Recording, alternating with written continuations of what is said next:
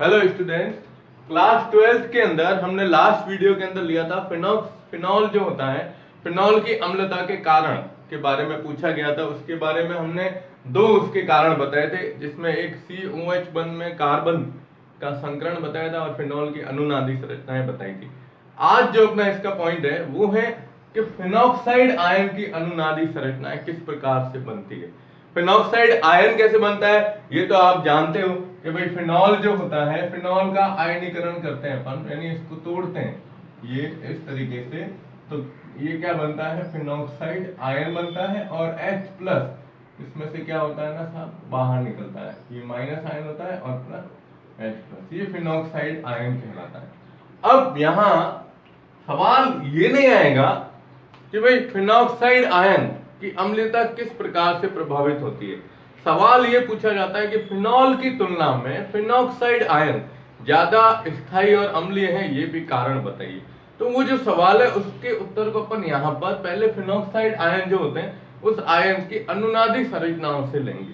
तो आपको पहले ये देखना है यहाँ पर फिनॉक्साइड आयन, ठीक है। देखिए क्या होता है ना, इसमें सबसे पहले आज इसको नॉर्मली वे में ले रहे हैं अपन। देखिए कि ये जैसे फिनॉल की वलय है यहाँ पर O, अब इसके पास कितने हैं, 3 लॉन पेयर है, ऊपर माइनस आवेश है, ठीक है। अब 3 है मतलब ऑक्सीजन पर इलेक्ट्रॉन घनत्व तो ऑलरेडी पहले से ज्यादा हो गया है, ठीक है। अब क्या होगा, देखिए यहां से ये इस लॉन पेयर के बंध इधर आएंगे और ये बंध टूटेगा तो ये इधर जाएगा।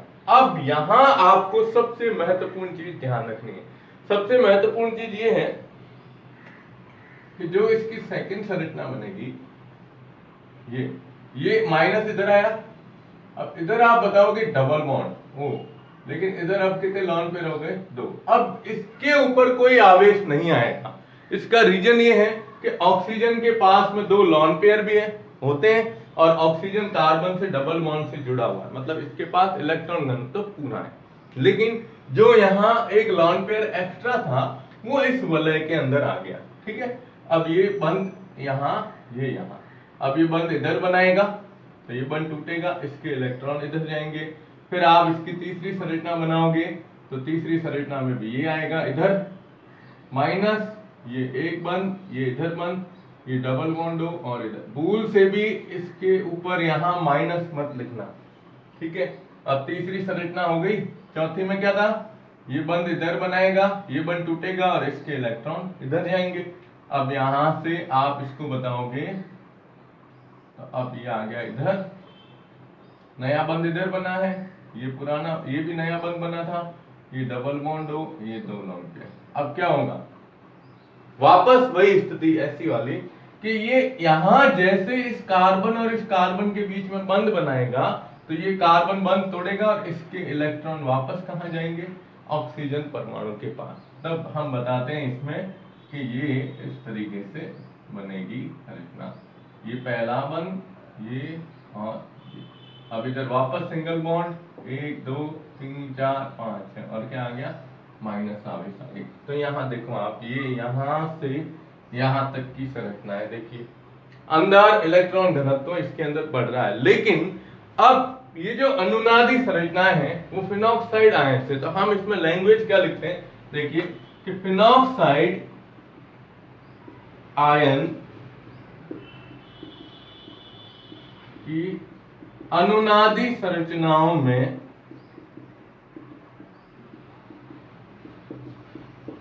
आवेश का विस्थानीकरण होता है। अब विस्थानीकरण का मतलब समझिए आप कि आवेश इसके अंदर घूम रहा है, जबकि फिनॉल में या फिनॉल की संरचनाओं में आवेश का पृथक्करण भी होता है। पृथक्करण भी क्या होगा, मतलब फिनॉक्साइड में आवेश का पृथक्करण नहीं होता, केवल क्या हो रहा है, विस्थानीकरण होता है। और फिनॉल की जो संरचनाएं हैं इसमें आवेश का क्या हो रहा है, पृथक्करण भी होता है। और जब आवेश का पृथक्करण हो गया तो हम लिखेंगे तो इस कारण फिनॉल फिनॉक्साइड आयन की तुलना में फिनॉक्साइड आयन की तुलना में क्या हो जाएगा, कम स्थायी होगा। ये कारण यही था आवेश का पृथक्करण। आपने जब फिनॉल की संरचनाएं बनाई थी तो देखो यूं बनाया था कि इसमें यहां बताया था OH, इधर प्लस बताया था और अंदर क्या घूम रहा था, यूं माइनस घूम रहा था, यानी प्लस और माइनस दो बन रहे थे। लेकिन इसमें क्या आ रहा है, केवल माइनस जो है वो अंदर घूम रहा है ना, केवल एक ही आवेश है। तो एक ही आवेश होगा तो वो ज्यादा स्थायी माना जाता है। ठीक है, तो ये सवाल आपको पूछा जाता है कि भाई देखिए, सवाल लिख देता हूं मैं, यही कारण है।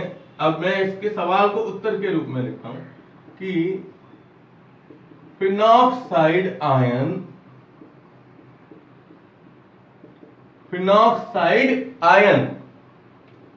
फिनॉल की तुलना में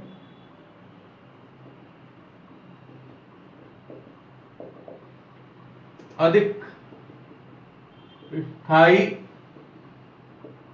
और क्या होता है, अम्लीय होता है। तो आपको पूछेंगे साहब कि ये क्यों होता है ऐसा, तो पहले आपको फिनॉल की अनुनादी संरचनाएं बतानी पड़ेगी, फिर बताना पड़ेगा कि फिनॉल की संरचना में आवेश का पृथक्करण भी होता है, मतलब विस्थानीकरण और पृथक्करण दोनों होते हैं। लेकिन फिनॉक्साइड आयन की अनुनादी संरचनाओं में केवल क्या होता है, आवेश का विस्थानीकरण होता है, इसलिए ये ज्यादा स्थायी हो जाएगा और फिनॉल क्या हो जाएगा, कम स्थायी हो जाएगा। ठीक है, तो ये अम्लता का, फिनॉल की अम्लता का तीसरा सबसे महत्वपूर्ण कारण है। अब हम लेते हैं कि एक फिनॉल की जो वलय होती है, इस पर प्रतिस्थापी समूह का क्या प्रभाव पड़ता है। तो पहले आप इसका स्क्रीनशॉट ले लो। ओके, अब देखो आप, अब इसमें लेते हैं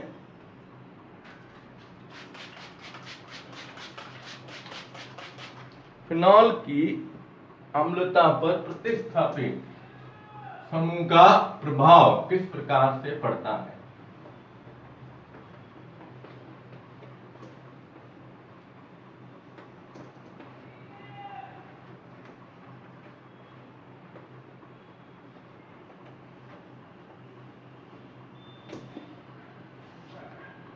अम्लता है, हम लेते हैं अम्लता पर प्रतिस्थापी समूह का प्रभाव। अब इसके अंदर पहला लेते हैं कि यदि वलय पर इलेक्ट्रॉन आकर्षी समूह जुड़ा हो, क्या जुड़ा हो, इलेक्ट्रॉन आकर्षी समूह जुड़ा हो। अब ऐसा समूह बेंजीन की वलय पर जुड़ा हुआ हो जो फिनॉल के अंदर है, ठीक है ना, और वो क्या करेगा, इलेक्ट्रॉन को अपनी तरफ खींचेगा। ठीक है, तो हम यहां ये लेंगे, इसका कारण पहले बता देता हूं कि यह समूह वलय से इलेक्ट्रॉन को अपनी ओर क्या करते हैं, अपनी ओर आकर्षित करेंगे,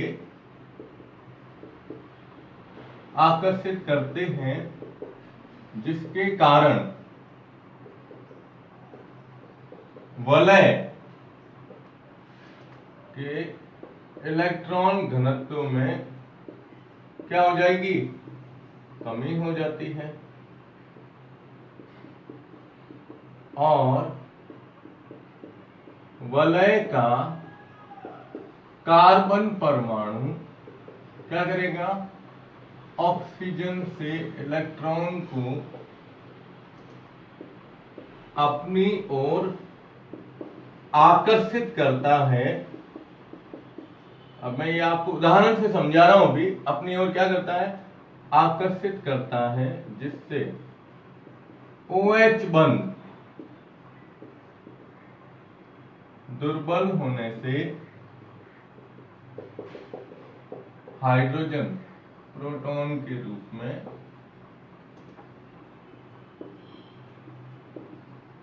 आसानी से निकलती है या निष्कासित होती है, और फिनॉल की अम्लता क्या होगी अब? वृद्धि। अब देखो ये पूरी थ्योरी लाइन है।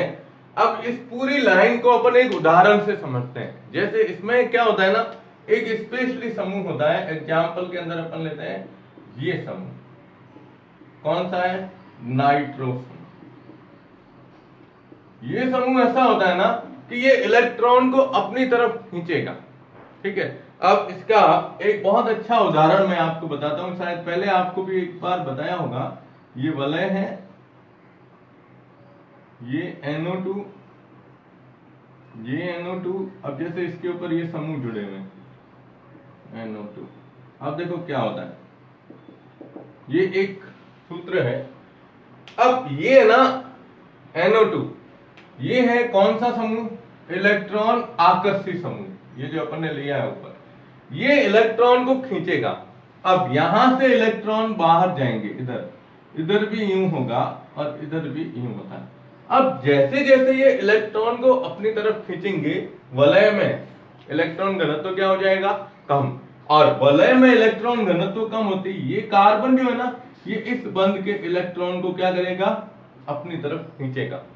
तो जब ये अपना इलेक्ट्रॉन घनत्व पूरा करने के लिए इस बंध के इलेक्ट्रॉन को खींचता है, तो ऑक्सीजन पर इलेक्ट्रॉन घनत्व क्या हो जाएगा? देखो, ऑक्सीजन से आकर्षित करता है, जिससे OH बंध दुर्बल। क्यों? क्योंकि ऑक्सीजन पर इलेक्ट्रॉन घनत्व में कमी हो जाएगी, और कमी होते ही ये ऑक्सीजन इस बंध के इलेक्ट्रॉन को क्या करती है? अपनी तरफ खींचती है। जब ये इलेक्ट्रॉन को अपनी तरफ खींचेगी, तो OH बंध दुर्बल होने से हाइड्रोजन आसानी से निकल जाता है। ये अम्ल है, कौन सा? ये 10वें पाठ के अंदर आपको बताया था। कौन सा अम्ल है? पिक्रिक अम्ल। यानी एक ऐसा अम्ल जिसमें COH समूह न होते हुए भी वह एक प्रबल कार्बनिक अम्ल की तरह व्यवहार करता है। इसका नाम है पिक्रिक अम्ल। और IUPAC में लोगे तो देखो 1 2 3 4 5 6 2 4 6 ट्राई नाइट्रोफिनॉल। ये इसका IUPAC में क्या है? नाम। ठीक है दोस्त, तो आप इसका स्क्रीनशॉट ले लो। ये पहला है कि यदि वलय पर इलेक्ट्रॉन आकर्षी समूह होगा तो फिनॉल की अम्लता क्या होती है? यहां रेड मार्क से लिख दूं, फिनॉल की अम्लता बढ़ती है। क्या होती है?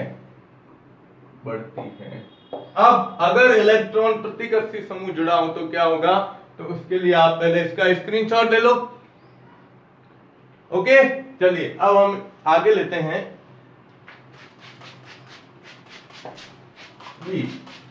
अब ये इसका उल्टा है। ठीक है,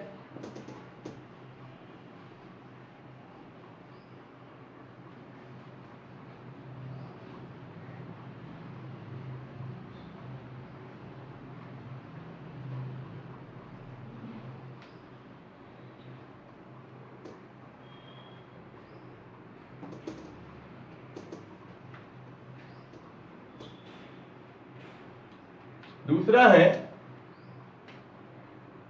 कि यदि इलेक्ट्रॉन प्रतिकर्षी समूह जुड़ा हो,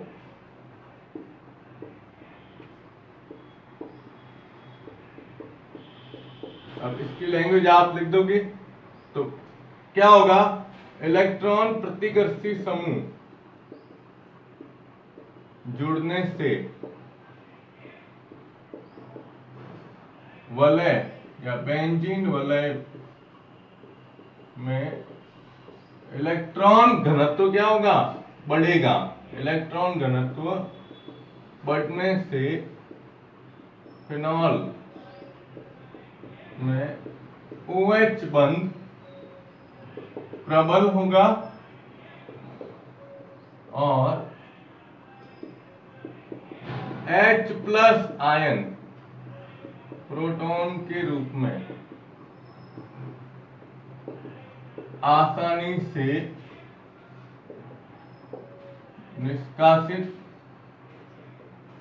नहीं होने से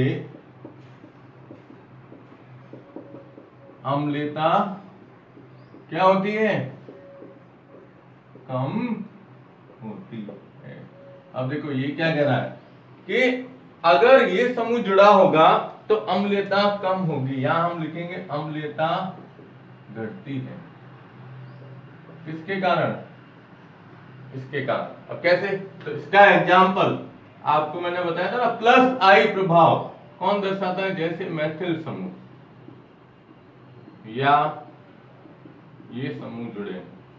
अब देखो कैसे होता है, आपने ये लिया वलय, बेंजीन की वलय जोड़ दी, अब इधर अपन ने क्या जोड़ दिया, CH3 समूह, ये जोड़ दिया। अब फिनॉल के साथ CH3 समूह जुड़ा हुआ है और इसका प्रभाव क्या होता है, प्लस आई प्रभाव। प्लस आई का मतलब ये बंध के इलेक्ट्रॉन को कार्बन की तरफ ढकेलता है, यानी यहां से अब इलेक्ट्रॉन कहां जाएंगे, बेंजीन की वलय के अंदर जाएंगे। जब बेंजीन की वलय के अंदर इलेक्ट्रॉन गए तो इस वलय में इलेक्ट्रॉन घनत्व क्या हो जाएगा, बढ़ेगा। और जब वलय में इलेक्ट्रॉन घनत्व बढ़ेगा तो ये कार्बन, इसको जरूरत भी नहीं है ऑक्सीजन से इलेक्ट्रॉन को अपनी तरफ खींचने की, तो ये बंद ऑटोमेटिकली क्या हो जाएगा, हमने क्या लिखा है, प्रबल। और प्रबल होने से हाइड्रोजन आसानी से नहीं निकलती है, और जब हाइड्रोजन आसानी से नहीं निकलेगी तो सीधी सी बात है, क्या कह सकते हैं अपन इसको, अम्लता कम होगी, क्योंकि प्रोटॉन नहीं निकल रहा है, तो प्रोटॉन नहीं निकलेगा तो अम्लता कम होती है। ठीक है, अब मैं आपको एक सवाल दे रहा हूं, ये सवाल आप खुद कीजिएगा, ठीक है, बुक के अंदर ढूंढना। सवाल है कि ROH की तुलना में, यानी एल्किल अल्कोहल की तुलना में फिनॉल प्रबल अम्ल है, अम्लीय है, कारण लिखिए। ये सवाल आपको खुद करना है। सेल लिख दिया मैंने, कॉपी चेक करेंगे तब कॉपी के अंदर ये सवाल होना चाहिए, उत्तर भी इसका साथ में ट्राई करना, ठीक है। स्क्रीनशॉट लो इसका, ओके। अब देखिए, अब इसमें अम्लता की तुलना एक और चीज से दी गई है, वो है pKa का मान। देखो एक वर्ड आता है Ka, Ka होता है अम्ल वियोजन स्थिरांक। क्या होता है, अम्ल वियोजन स्थिरांक, यानी जब हम किसी पदार्थ को पानी के अंदर घोलते हैं तो जब आयनों में वक्त होगा तो फिर उसकी जल के साथ में इसका मान लिया जाता है, जिसे अम्ल वियोजन स्थिरांक के नाम से जाना जाता है। और Ka का मान जितना अधिक होगा, ये ध्यान रखिएगा कि Ka जितना ज्यादा होगा,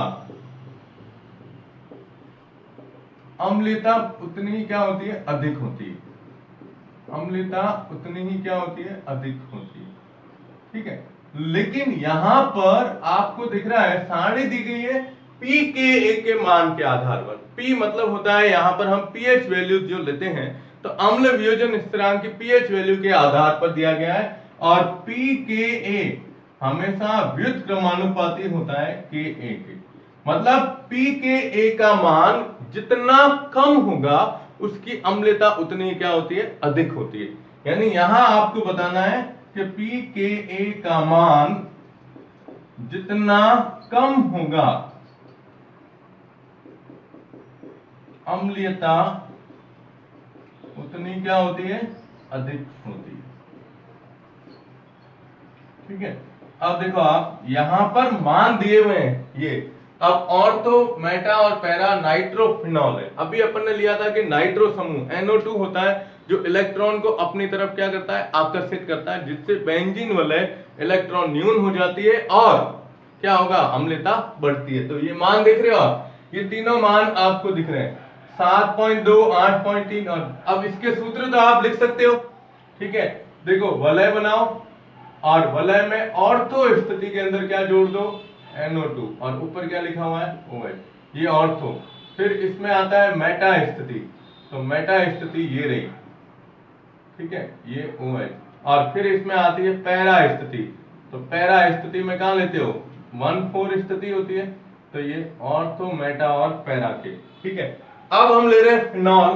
तो फिनॉल में अम्लीयता का कारण अभी अपन ने 2-3 कारण लिए हैं, उसको इस प्रकार से दर्शाते हैं। तो इसकी pKa का मान कितना है? 10 है। फिर आ रहा है ऑर्थो मेटा पैरा क्रिस्टॉल। क्रिस्टॉल में बेंजीन की वलय में OH के साथ में एक CH3 समूह जुड़ा होता है, तो उसको हम दर्शाते हैं क्रिस्टॉल के रूप में। तो यहां हम जब ऑर्थो मेटा पैरा क्रिस्टॉल का सूत्र लिखेंगे तो पहले वलय बनाओ, ये एक CH3 और ये OH, ये क्या हो गया? ऑर्थो स्थिति। फिर यहां हम लेते हैं दूसरा मेटा स्थिति का, तो ये मेटा स्थिति पे आ गया, ठीक है। और फिर अपन ले रहे हैं पैरा स्थिति का, तो पैरा स्थिति में क्या होता है? ये इधर CH3 आ गया, तो ऑर्थो मेटा पैरा। अब यहां भी आप देख रहे हो 10.2, 10.1, 10.2 के आसपास आ रहा है मान। फिर लास्ट में आता है एथेनॉल, तो एथेनॉल का सूत्र क्या होता है? C2H5OH। क्या आता है? C2H5OH। तो ये आपको सारी ध्यान रखनी है, आपकी किताब के अंदर दी गई है। तो इस किताब के हिसाब से अपन ने ये बताया कि pKa, ये याद रखना है कि pKa का मान जितना कम होगा अम्लता उतनी ही क्या होती है? अधिक। तो अब देखो क्या पूछेंगे आपको कि इसमें pKa वैल्यू पूछ लेंगे किसी की भी, तो ये वैल्यू आपको इसमें याद रखनी पड़ेगी, ठीक है। तो आप इसका स्क्रीनशॉट लेके इसको नोट कर दीजिएगा। आज अपना मुख्य पॉइंट खत्म हुआ, कौन सा? फिनॉल की अम्लता, यानी पहला पॉइंट खत्म हुआ है अम्लता, अल्कोहल और फिनॉल के बारे में। एक सवाल आपको दिया है अल्कोहल फिनॉल की अम्लता की तुलना, ये आपको खुद करनी है। और नेक्स्ट वीडियो में अब अपन इसकी आगे रासायनिक अभिक्रियाएं लेंगे। धन्यवाद।